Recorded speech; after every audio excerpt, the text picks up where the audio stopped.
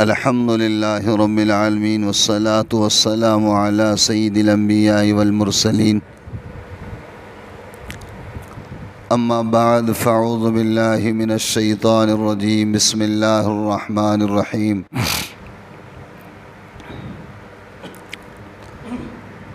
آمن الرسول بما أنزل إليه من ربه والمؤمنون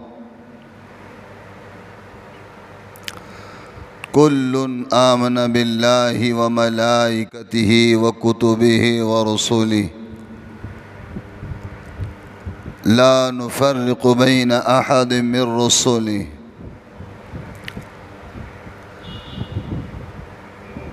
وقال رسول الله صلى الله عليه وسلم قال الطيرة شرك أو كما قال عليه الصلاة والسلام اللهم صل على سيدنا محمد وعلى آل سيدنا محمد وبارك وسلم اللهم صل على سيدنا محمد وعلى آل سيدنا محمد وبارك وسلم اللهم صل على سيدنا محمد وعلى آل سيدنا محمد وبارك وسلم۔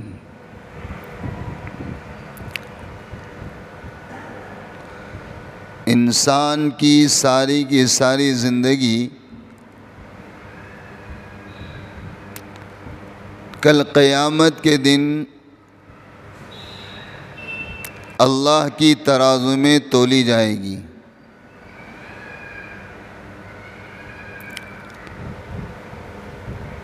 انسان کا خیال اور انسان کا بول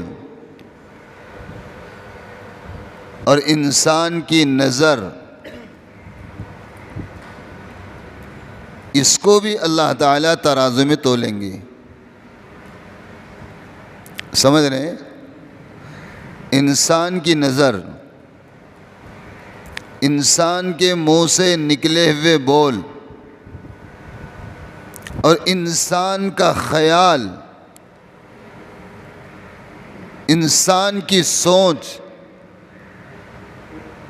اس کو بھی اللہ تعالیٰ کل قیامت کے دن اللہ اپنی ترازو میں تولیں گے۔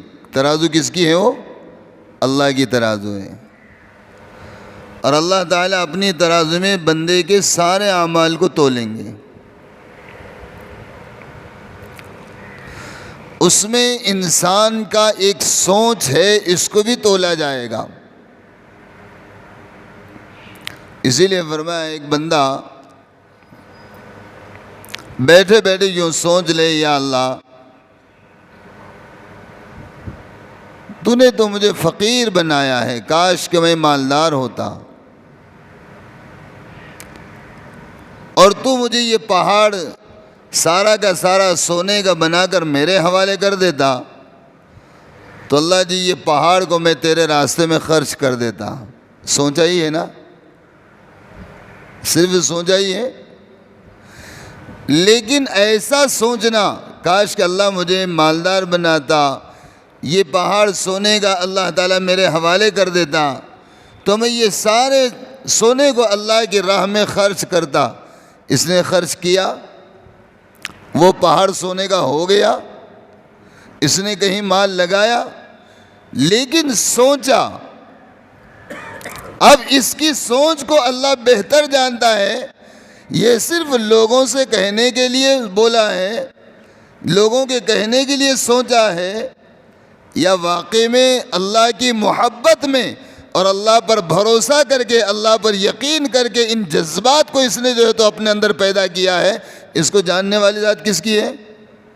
اللہ کے نبی علیہ السلام نے فرمایا اس کی اس سوچ پر اللہ کی قدرت دیکھو، اللہ کی کریمی دیکھو، اور اللہ تبارک و تعالیٰ کی عطا کو دیکھو کہ صرف سوچنے پر اللہ تعالیٰ جس پہاڑ کو دیکھ کر اس نے سوچا ہے، اللہ تعالیٰ وہ سارا کا سارا پہاڑ کے برابر سونا اللہ کی راہ میں اور اللہ تعالیٰ کے ارادے میں اور اللہ تعالیٰ کے مرضی میں اور اللہ کے دین پر خرچ کرنے میں جو اجر اور ثواب ملتا ہے، اللہ تعالیٰ اس کو ثواب اور اجر عطا فرماتے ہیں۔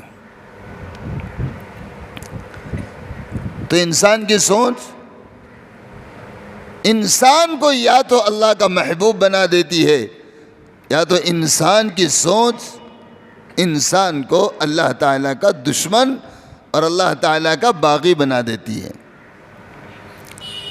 اب بہت ساری باتوں میں ایک بات یہ ہے کہ آدمی سفر کا مہینہ آ گیا، آج تقریباً سفر کا مہینہ آدھے سے زیادہ گزر چکا ہے۔ سفر کے مہینے کو آدمی مبارک نہیں سمجھتا ہے۔ بہت سارے جاہلوں کا یہ عقیدہ ہے، اور یہ عقیدہ کن لوگوں کا ہے پتہ ہے؟ جن کا قرآن سے لینا دینا نہیں ہے، قرآن کو سمجھنا نہیں ہے، جن کو نبی سے لینا دینا نہیں ہے، جن کو اللہ کے دین سے لینا دینا نہیں ہے، لیکن صرف بھائی کیا ہو گئے ہیں؟ مسلمانوں کے گھروں میں آ گئے ہیں۔ اب انکار تو نہیں کر سکتے قرآن کا، اللہ کے رسول کا، فرشتوں کا۔ میں نے قرآن کی ایک آیت پڑھی جس میں اللہ کہہ رہا ہے آمن الرسول، لوگوں اپنے نبیوں پر ایمان لاؤ۔ کیا کرو؟ نبیوں پر ایمان لانے کا مطلب کیا ہے؟ صرف یوں کہہ دینا کہ وہ ہمارے نبی ہیں؟ نہیں۔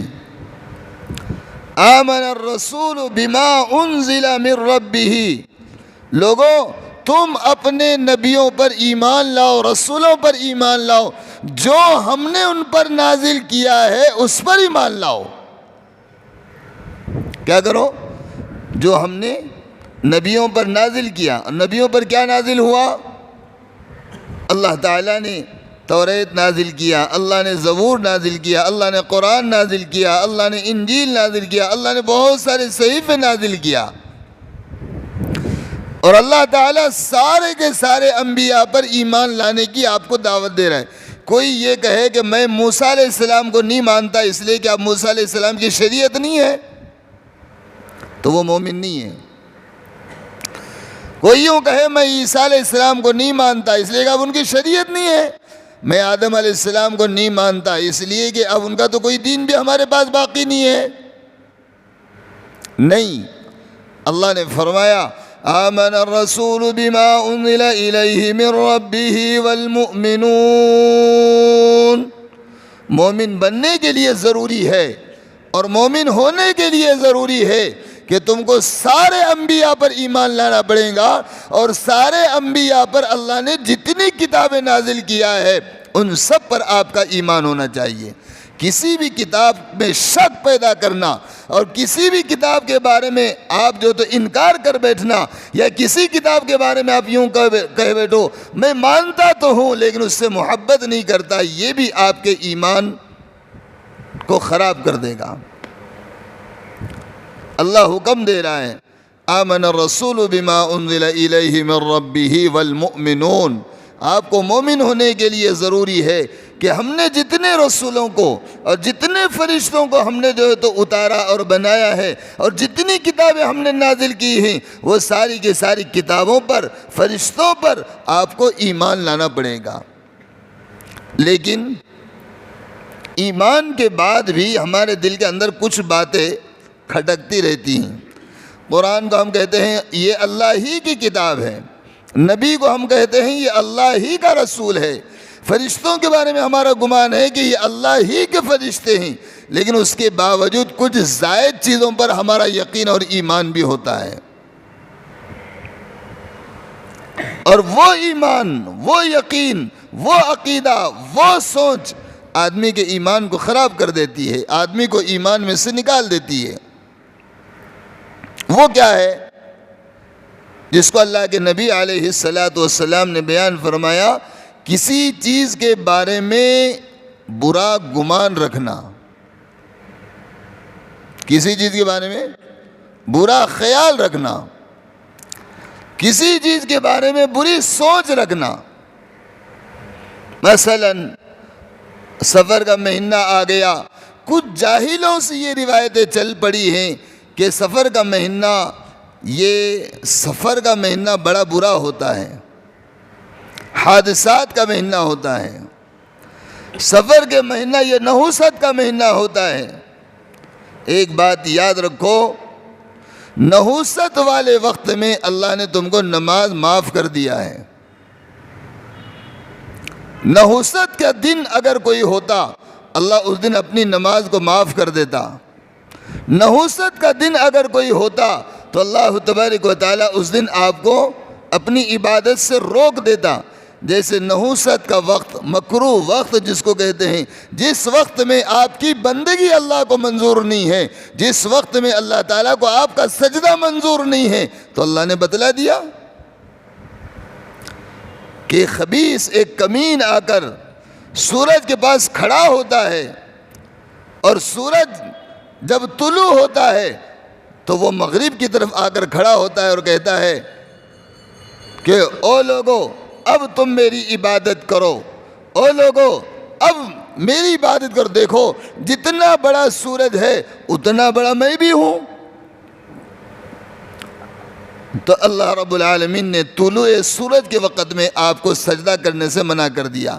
تو سمجھ میں آ گیا کہ یہ وقت نحوست والا وقت ہے، یہ برا وقت ہے، یہ سجدہ کرنے کا وقت نہیں ہے، یہ اللہ تعالیٰ کے سامنے جھکنے کا وقت نہیں ہے، اللہ نے منع کر دیا۔ غروب، جب سورج غروب ہوتا ہے اس وقت بھی اللہ تبارک و تعالیٰ نے آپ کو سجدہ کرنے کو منع کر دیا کہ بھئی یہ بھی وقت برا ہے۔ اس وقت میں یہ لعین اور یہ مردود، یہ غروب کے وقت میں سورج کے پاس جا کر کھڑا ہوتا ہے اور لوگوں سے کہتا ہے لوگوں جیسے سورج بڑا ہے ویسے میں بھی تمہارا بڑا ہوں، تم بھی میری عبادت کرو۔ تو اللہ رب العالمین نے اس وقت سجدہ کرنے کو لوگوں کو منع کر دیا۔ لیکن سفر کے مہینے کو برا سمجھنا، اللہ کے نبی علیہ السلام نے فرمایا اس دن میں یا اس دن سفر کے دنوں کو یا سفر کے راتوں کو یا سفر کے لمحات کو برا سمجھنا، کیا سمجھنا؟ سفر کے مہینے میں شادی نہیں کرنا ہے، سفر کے مہینے میں باندھ کام نہیں کرنا ہے، سفر کے مہینے میں نکاح نہیں کرنا ہے، سفر کے مہینے میں فلاں کام نہیں کرنا ہے، سفر کے مہینے میں کوئی خرید و فروخت نہیں کرنا ہے، اور اس مہینے سے برا خیال رکھنا، برا عقیدہ رکھنا۔ اللہ کے نبی علیہ السلام نے فرمایا لوگوں صرف بری سوچ رکھنا بھی شرک ہے۔ کیا ہے؟ اور ان لوگوں کا ساتھ دینا۔ آپ اپنے طاقت کو، آپ اپنے ایمانی جذبات کو، آپ اپنے ایمان کو ان کے سامنے پیش نہیں کرتے ہیں۔ کہیں مجمع بیٹھا ہو، بات چل رہی ہے، نہیں ابھی تو سفر کا مہینہ چل رہا ہے، دیکھیں گے آئندہ مہینہ، تو ہم مسلمان ہو کر ہاں بھر کر اس مجلس کو ختم کر دیتے ہیں۔ تو مطلب کیا سمجھا؟ بھئی ہم بھی کفر کی تائید کرتے ہیں، تم جو بول رہے ہیں نا وہ بھی ہم بولنے ہی والے تھے لیکن بولتے نہیں ہیں، تم بولو ہم اس کو مان لیتے ہیں۔ کیا کرو؟ تم اس کو بولو، اور وہاں سختی کے ساتھ انکار کرنا چاہیے۔ نہیں، اسلام یہ اللہ کا پسندیدہ مذہب ہے، اور اسلام کے اندر اللہ تبارک و تعالیٰ نے کسی چیز کو منحوس نہیں قرار دیا ہے، اور جو چیز منحوس ہے اللہ تبارک و تعالیٰ نے اس کا ذکر کیا ہے۔ نہیں، اللہ کے نبی علیہ السلام نے فرمایا لوگوں اگر نحوست ہوتی تو دو چیزوں میں ہوتی۔ کتنی چیزوں میں نحوست ہوتی؟ تو دو چیزوں میں ہوتی۔ ایک فرمایا گھوڑے میں اور دوسرا فرمایا عورت میں۔ اگر نحوست ہوتی تو، لیکن یاد رکھو نہ عورت میں نحوست ہے نہ گھوڑے میں نحوست ہے، بلکہ نحوست تو اس میں ہے جب تم کوئی برا عمل کرتے ہو، جب تمہارے اوپر اللہ تعالیٰ کی لعنت برستی ہے، وہ وقت تمہارے لیے نحوست کا وقت ہے۔ نحوست کا وقت کب ہے؟ جب تم برا کام کرتے ہو، جب تم برائی میں لگ جاتے ہو، تو وہ وقت تمہارے لیے منحوس ہے، وہ وقت تمہارے لیے برا ہے، اور وہ وقت تمہارے لیے نحوست کا وقت ہے۔ عزیزو، آج ہم لوگوں نے جن باتوں کا عقیدہ ہمارے دل میں نہیں رکھنا چاہیے وہ چیزوں کا عقیدہ ہم نے اپنے دل میں پال لیا ہے۔ کل مغرب میں ایک صاحب کے بعد ہمیں دعوت تھی، گھر گئے تو ان کے گھر کے سامنے جوتا اوندا پڑ گیا۔ جوتا ہوتا نہیں ہوتا ہے، اور جوتے کا کیا مسئلہ ہے؟ ہم بھی کبھی اوندے سیدھے بھی ہوتے ہیں تو وہ تو جوتا ہے۔ تو فوراً وہ بڑے میاں آ کر جو ہے تو بولنے لگے، کم بخت تو تمہیں معلوم نہیں ہے ایسا اوندا جوتا رکھنا یہ نحوست ہے، اور یہ بری چیز ہے، یہ بری بلا ہے۔ اور ہمارے بزرگوں نے یہ کہا ہے، دروازے میں بیٹھنا نہیں اور جوتا اوندا ڈالنا نہیں۔ حالانکہ یہ دونوں چیزیں اور ان دونوں چیزوں کا اسلام اور شریعت سے کوئی واسطہ نہیں ہے، لیکن اس کا تصور اور ذرہ سا بھی اس کو مان لینا یہ شرک ہے۔ بعض مرتبہ ہم لوگ بھی اپنے بچوں کو بول دیتے ہیں، ہماری عورتوں کو بول دیتے ہیں کہ دروازے میں کیوں بیٹھی ہے، کیا بلا لانے والی ہے نہیں معلوم، بولتے ہیں۔ دروازے میں بیٹھنے سے بلا نہیں آتی، بلائیں جو آتی ہیں وہ ہمارے برے اعمال کی وجہ سے آتے ہیں، بلائیں جو آتی ہیں وہ ہمارے برے اقوال کی وجہ سے آتے ہیں، بلائیں جو آتی ہیں وہ ہمارے برے افعال کی وجہ سے آتے ہیں، بلائیں جو آتی ہیں وہ ہماری بری سوچ کی وجہ سے آتے ہیں۔ دروازے میں بیٹھنے سے، الٹا چپل پہن لینے سے، جوتے کو الٹا رکھنے سے یہ کوئی بلائیں آنے کا راستہ نہیں ہے۔ تو سفر کے مہینے میں لوگ عام طور پر اس کو برا سمجھتے ہیں، اور پھر بہت سارے لوگوں کا یہ عقیدہ ہوتا ہے، بہت سارے لوگوں کا یہ عقیدہ ہوتا ہے کہ کوئی جانور اگر ہم نے گھر میں لے کر آیا اور کوئی نقصان ہو گیا تو فوراً کہہ دیتے ہیں یہ دلندری کی وجہ سے یہ ہو گیا۔ ایک بات سن لو، زمین اور آسمان پر اچھائی اور برائی کے جتنے فیصلے ہوتے ہیں، رحمتوں کے آنے کے اور برکتوں کے اٹھ جانے کے جتنے فیصلے ہوتے ہیں، بلاؤں کے آنے کے اور لعنتوں کے اترنے کے جتنے فیصلے ہوتے ہیں، کتوں کے بھوکنے کی وجہ سے نہیں ہوتے، سوروں کے چلنے کی وجہ سے نہیں ہوتے، اور گھوڑوں کے دوڑنے کی وجہ سے نہیں ہوتے۔ وہ سارے کے سارے فیصلے اس لیے ہوتے ہیں جب انسان کے اعمال بگڑ جاتے ہیں تو پھر بلائیات آتی ہیں، پھر نحوستیں آتی ہیں، پھر انسان کے اعمال جب بگڑ جاتے ہیں تو پھر انسانوں پر اللہ کی طرف سے لعنتیں آتی ہیں۔ بعض مرتبہ کتا بھوک رہا ہوتا ہے اور آدمی یوں سوچتا ہے کہ انہیں کیوں ہمارے دروازے کے سامنے بھوک رہا ہے۔ حضرت محبوب سبحانی عبد القادر جیلانی رحمۃ اللہ علیہ سے کسی نے پوچھا، حضرت کتا کیوں بھوکتا ہے؟ آپ کو بھی معلوم ہوگا، آپ بھی کم ولیوں میں سے نہیں ہیں، آپ بھی بہت کامل ولی لوگ ہیں، آپ کو بھی معلوم ہے کہ کتا کیوں بھوکتا ہے۔ آپ کو پتا ہے کتا کیوں بھوکتا ہے؟ نہیں معلوم ہے؟ کتا کیوں بھوکتا معلوم ہے؟ محبوب سبحانی عبد القادر جیلانی رحمۃ اللہ علیہ نے فرمایا کہ دیکھو، زمین پر جتنی مخلوق ہے، جتنی مخلوق ہے، انسان کے علاوہ اور جنات کے علاوہ، کس کے علاوہ؟ انسان اور جنات، اللہ نے یہ دونوں کو مجبور کر دیا ہے کہ آنے والی رحمت بھی سمجھتی نہیں ہے اور آنے والی بلا بھی سمجھتی نہیں ہے، اور آنے والی لعنت بھی اس کو نظر نہیں آتی ہے، اور آنے والی بلا بھی اس کو نظر نہیں آتی ہے۔ اللہ نے اس کی آنکھوں پر پردہ ڈال دیا ہے۔ حضرت محبوب سبحانی عبد القادر جیلانی رحمۃ اللہ علیہ نے فرمایا، جب شیطان گلیوں میں گشت کرتا ہے، کیا کرتا ہے؟ ہم سمجھتے ہیں صرف چور آئے تو کتے بھوکتے، نہیں، اکثر آپ لوگوں نے دیکھا ہوگا اذان ہونی ہوتی ہے، اذان مؤذن پکارتا ہے اور کتا بھوکنا شروع کر دیتا ہے۔ کافروں کا عقیدہ یہ ہے، بدماشوں کا، کفاروں کا، ملعونوں کا عقیدہ یہ ہے کہ وہ اذان کے الفاظ وہ پسند نہیں کرتے ہیں۔ حضرت عثمانی عبد القادر جیلانی رحمۃ اللہ علیہ نے فرمایا شیطان گلیوں میں گشت کرتے رہتا ہے، پھرتے رہتا ہے، اور جیسے ہی شیطان کو کتے دیکھتے ہیں کیا کرتے ہیں؟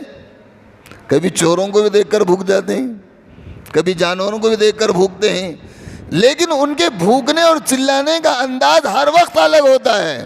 انسان کو بھوکنے کا انداز الگ ہے، عام آدمی کو بھوکنے کا انداز الگ ہے، اور پھر ان کے رونے کا انداز الگ ہے۔ پیٹ دکھا تو ان کے رونے کا انداز الگ ہے، اور ملعون دکھا تو ان کے رونے کا انداز الگ ہے۔ کتا ایک جیسا نہیں روتا ہے۔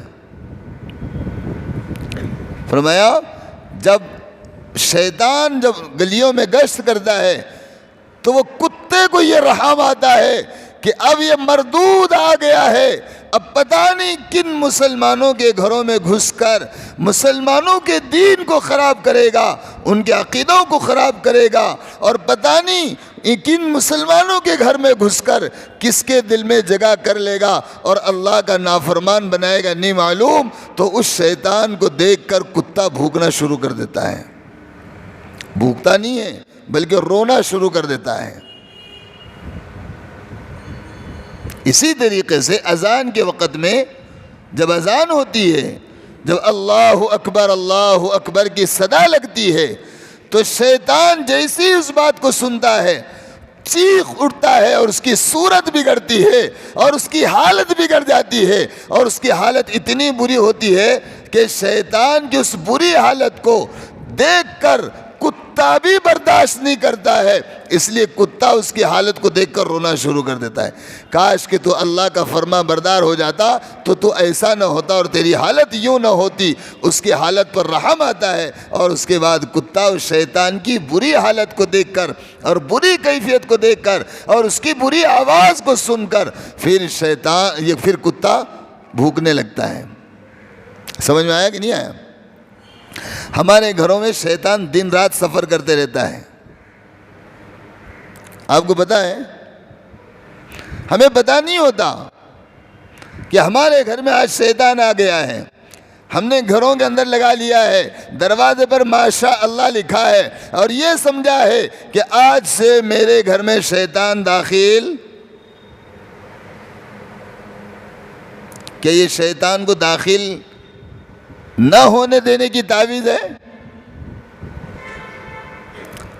جی، گھر کے اندر داخل ہو جائے تو بڑے حال میں ایک تصویر لگایا ہوا ہے، یہ باب کعبۃ اللہ ہے، کعبے کا دروازہ ہے، اور اس کے پر قرآن کریم کی آیات لکھی ہوئی ہیں۔ تو کیا سمجھ میں آیا کہ نہیں یہ حال تو وہ ہے کہ یہاں شیطان داخل نہیں ہوتا ہے۔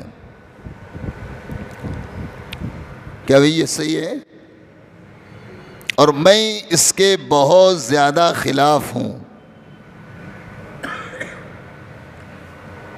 دیکھو،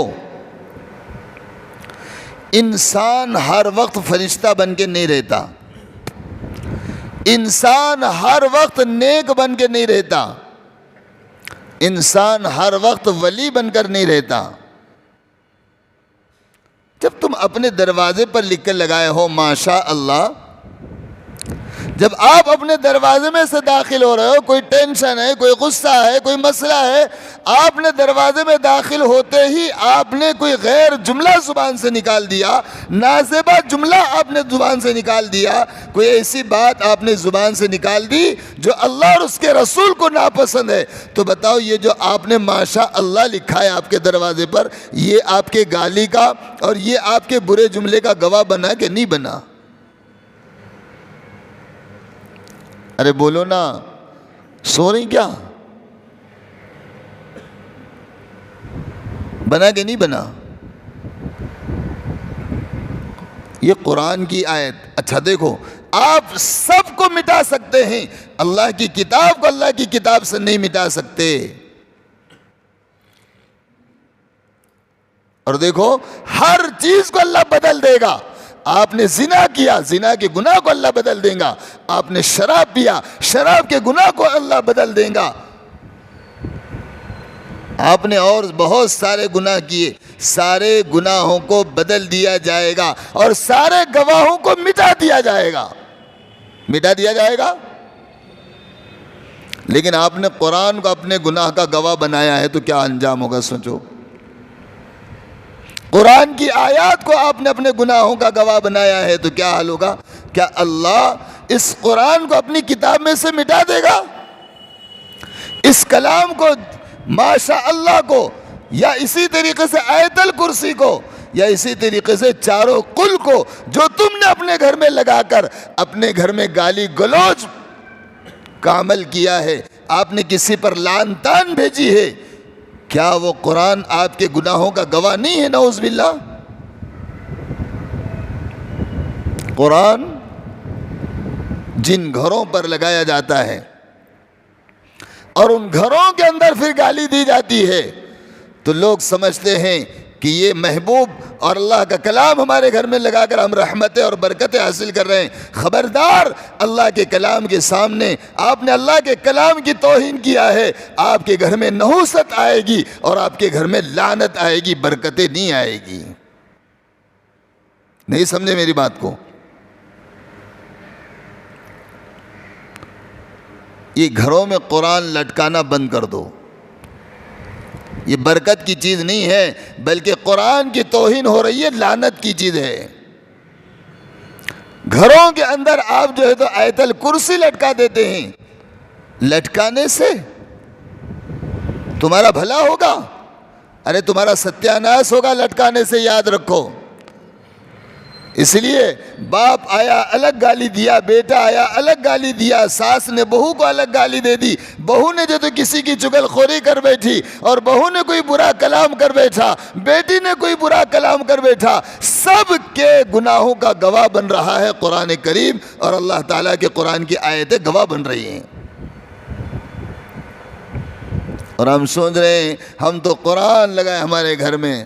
ارے میاں مسلمان، قرآن کے لگانے سے تو کامیاب نہیں ہوگا، قرآن کے پڑھنے سے تو کامیاب ہوگا. اور قرآن کے پڑھنے سے کامیاب نہیں ہوگا، قرآن پر عمل کرنے سے تو کامیاب ہوگا.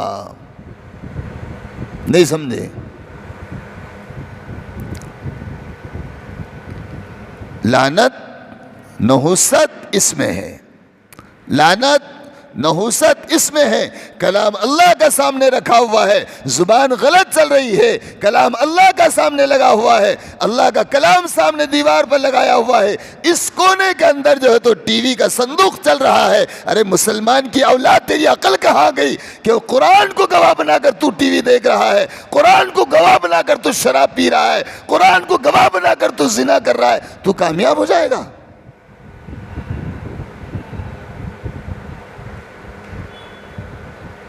یہ تیری بربادی کے لیے اتنا کافی ہے کہ تو قرآن کے ہوتے ہوئے تو گناہ میں ملوث ہو جانا، یہ تیرے بربادی کے لیے دنیا میں بھی کافی ہے اور آخرت میں بھی کافی ہے. ایک مرتبہ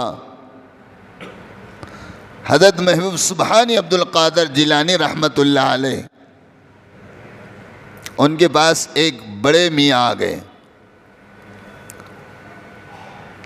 ایک التے ایک تھے کمانے والے، سارے گھر میں بیٹیاں تھیں، بیوی اور 4 بیٹیاں اور اکیلے بڑے میاں. آدمی کماتے کماتے بوڑھا ہو گیا،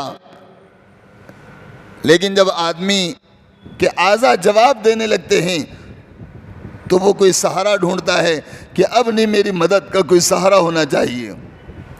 تو حضرت محبوب سبحانی عبد القادر جیلانی رحمت اللہ علیہ کے پاس گیا اور جا کر کہنے لگا، حضرت کوئی عمل ایسا بتا دو کہ میری کمائی میں برکت ہونا. کیا ہونا؟ میری کمائی میں. اور حضرت میں بہت کماتا ہوں، صبح سے کمائی کرنا شروع کر دیتا ہوں، صبح سے کماتا ہوں، شام تک کماتا ہوں، لیکن حضرت جو لے کر آتا ہوں وہ گھر میں میرے بس نہیں ہوتا ہے، میرے گھر میں مجھے کم پڑ جاتا ہے. اور حضرت کوئی دعا فرمائیے یا کوئی تعویذ دے دیجئے کہ جتنا آ گیا اتنے میں میرا گھر چل جانا، بس ہو جانا. حضرت محسوبان عبد القادر جیلانی رحمۃ اللہ علیہ نے فرمایا کہ تم اپنے گھر میں نماز کا اہتمام کرو.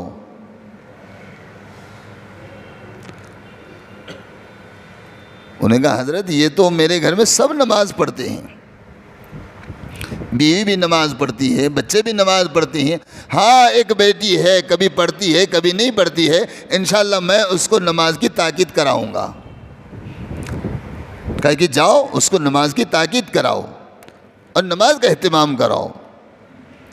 اب ایک زمانے تک چلتا رہا، مہینہ بھر سب نماز پڑھنے لگ گئے، سب رونے لگ گئے، سب ذکر کرنے لگ گئے، لیکن وہی حال ہے کہ برکت نہ دارت، برکت کوئی نہیں ہے. جیسے پہلے حالات تھے ویسے ہی حالات ہیں.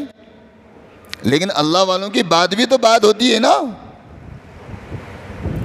اللہ والوں کی بات بھی تو بات ہوتی ہے نا.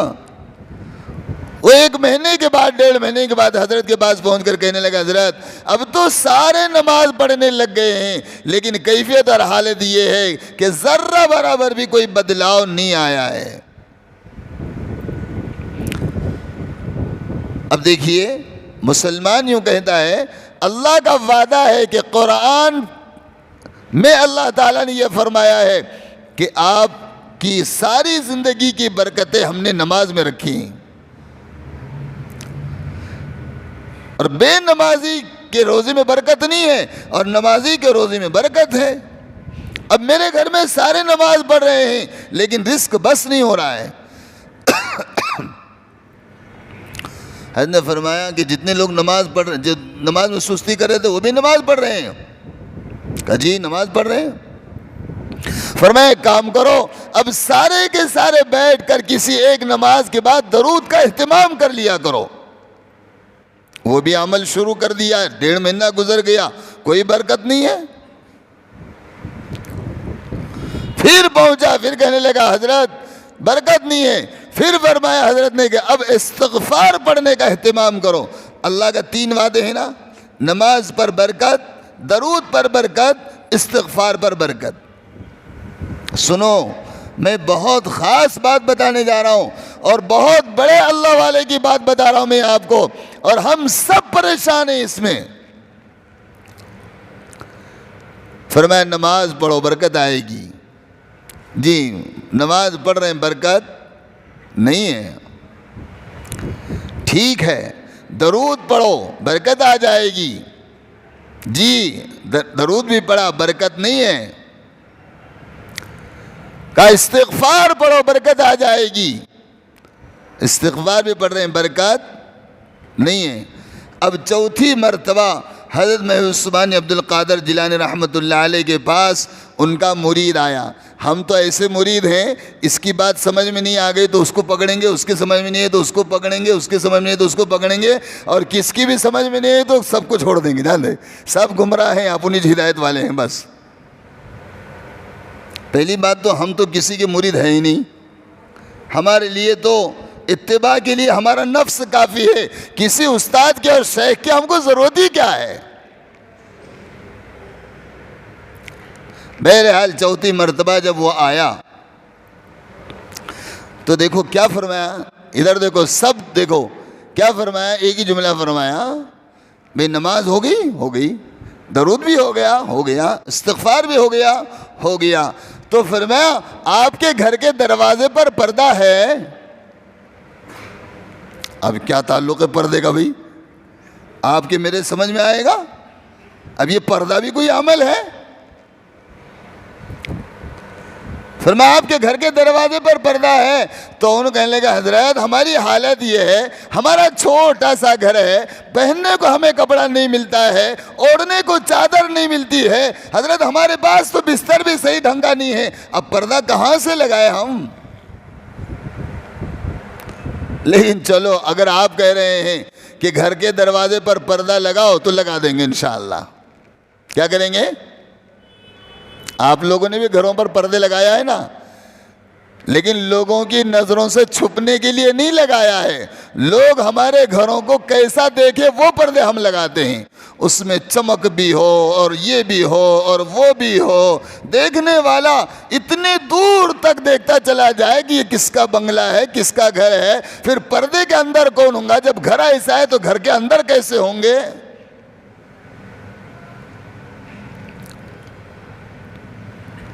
اب گیا اور اپنے بیوی کی ایک اوڑھنی لے لیا, اس کو 2 لکڑیاں باندھ دیا, ایک اوپر ایک نیچے باندھ دیا, اور اس کو گھر کے دروازے پر لگا دیا.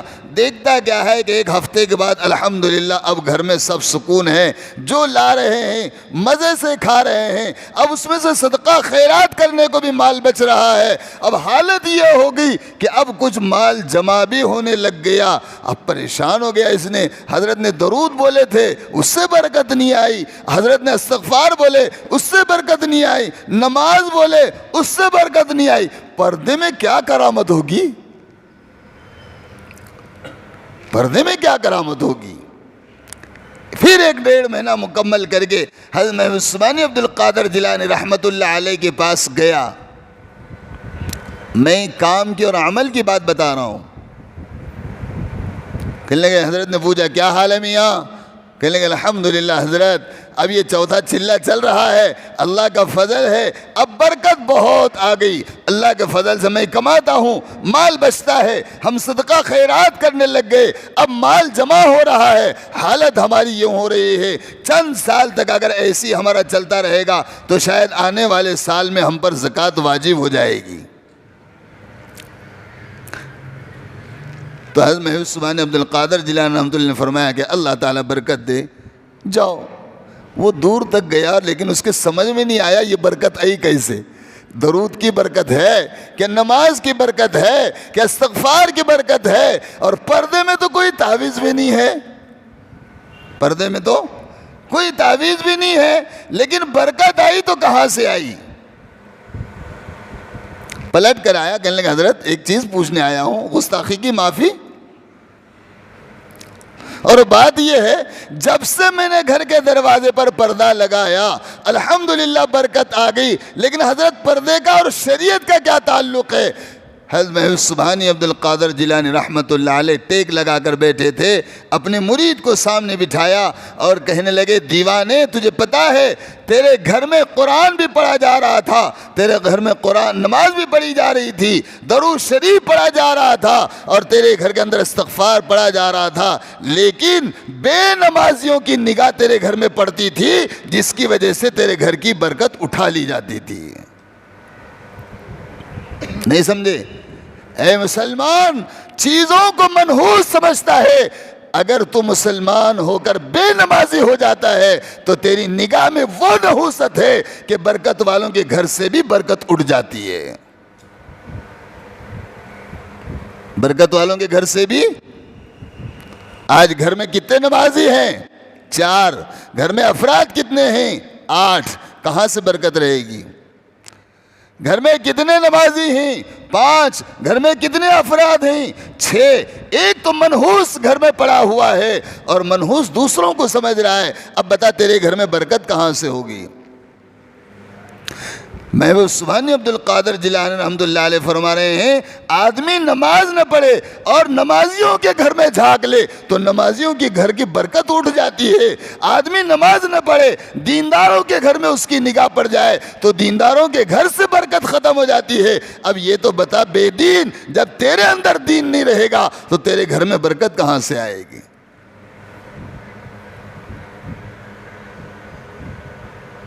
اور بہانہ بنا دیتے ہیں. وہ منحوس جب سے ہمارے گھر میں آیا ہے نا, نحوست گھس گئی ہے. وہ بہو جب سے لائے نا, گھر کا ستیہ ناش ہو گیا ہے. وہ کاروبار جب سے شروع ہوا نا, ہمارے گھر کا خرابہ ہو گیا ہے. یہ ساری چیزیں شریعت کے اندر کوئی معنی نہیں رکھتی ہیں. اور ایسا چیزوں کے ساتھ اپنے دل کا عقیدہ جوڑنا, ارے سارے کافر ساری چیزوں کو مانتے ہیں اور ایک مسلمان ہے جو اللہ کو مانتا ہے, چیزوں کا انکار کر بیٹھتا ہے. چیزوں کا تعلق صرف استعمال سے ہے، چیزوں کا تعلق ہمارے عقیدے سے نہیں ہے، اور جو چیزوں کا تعلق عقیدے سے رکھتا ہے کہ اس میں برکت ہے، اس میں نحوست ہے، اور اس میں اچھائی ہے، اور اس میں برائی ہے، اس کا عقیدہ اگر دل سے رکھتا ہے تو یہ اس کی نحوست ہے۔ کافر تو پیشاب کو بھی پاک سمجھتا ہے نا، تو کیا وہ دین ہے؟ ہر آدمی کا ہر برا عمل آدمی کے لیے نحوست ہے، کسی چیز میں نحوست نہیں ہے۔ اللہ کے نبی نے فرمایا اگر نحوست ہوتی تو عورت کے پیر میں اور گھوڑے کے سر میں ہوتی، لیکن یاد رکھنا عورت کے پیر میں بھی نحوست نہیں ہے اور گھوڑے کے سر میں بھی نحوست نہیں ہے۔ اگر نحوست ہے تو بے نمازی تیری نگاہ میں ہے اور بے نمازی تیرے بول میں ہے۔ مسلمان ہو کر بے دینی پر چلنے کی وجہ سے تو ایک نحوست کا شکار بن جاتا ہے اور تیرے اندر نحوست پیدا ہوتی ہے۔ سمجھ میں آیا کہ نہیں آیا؟ کسی چیز کو منحوس نہیں سمجھنا اور کسی بھی چیز کو برکت کی چیز نہیں سمجھنا۔ وہاں کی مٹی اٹھا کے لے کر آیا، درگاہ کے پاس کی مٹی لایا، درگاہ کے پاس کا گھاس لایا، وہ مسجد کے پاس کی مٹی لایا۔ ایک مرتبہ ہم لوگ جو ہے تو سفر پر تھے، بہت مبارک سفر تھا، اللہ تعالیٰ اس کو قبول فرمائے۔ وہاں لوگ جو ہے تو مٹی جمع کر کر کے باندھ کے لانے لگ گئے، سمجھے؟ مولانا مکی صاحب رحمۃ اللہ دامت برکاتہ نے کیا فرمایا؟ کسی نے سوال کیا کہ حضرت یہاں کی مٹی لے جانے پر کیا ہمارے گھر میں رکھے تو برکت ہے؟ کہ مولانا فرمایا تمہارے گھر میں لعنت آئے گی، تم یہاں سے چوری کر کے لے کے جا رہے ہیں۔ کیا کر کے لے کے جا رہے ہیں؟ مکہ المکرمہ کی مٹی چرا کے لے جا رہے ہیں۔ یہ جب تک تمہارے گھر میں رہے گی اللہ کی لعنت آئے گی۔ تو سمجھ میں کیا آیا؟ کسی چیز کے اندر برکت نہیں ہے، اعمال میں برکت ہے، اعمال میں برکت ہے، ذکر میں برکت ہے، قرآن میں برکت ہے، اور نحوست کسی چیز میں نہیں ہے۔ ہماری اپنی برائیوں میں اور ہمارے برے عقیدے میں اور ہمارے برے کاموں میں اللہ تعالیٰ نے نحوست رکھا ہے۔ سمجھ میں آیا؟ نہ سفر منحوس مہینہ ہے، نہ عورت منحوس ہوتی ہے، نہ گھوڑا منحوس ہوتا ہے، کوئی چیز منحوس نہیں ہے۔ اگر منحوس کوئی ہے اللہ کو مان کر اللہ کا دشمن بننے والا منحوس ہے، اللہ کو مان کر اللہ کی نافرمانی کرنے والا ملعون اور منحوس ہے۔ اللہ تعالی ہم سبوں کو اسلام سے اللہ سچا تعلق اللہ نصیب فرمائے، اور اللہ تعالیٰ سے ہمیں سچا عقیدہ اور اللہ تعالیٰ ہمیں اللہ تعالیٰ سے سچی محبت اللہ تعالیٰ رکھنے کی اللہ کریم ہمیں محبت توفیق عطا فرما دے، اور اللہ تعالیٰ نیکیوں کی طرف دوڑ کر آنے کی اللہ توفیق عطا فرمائے، اور گناہوں سے رو کر توبہ کرنے کی اللہ کریم ہمیں توفیق عطا فرمائے۔ وما علینا الا البلاغ۔ جن لوگوں نے سنت نہ پڑھی ہو وہی سنت پڑھ لیجئے۔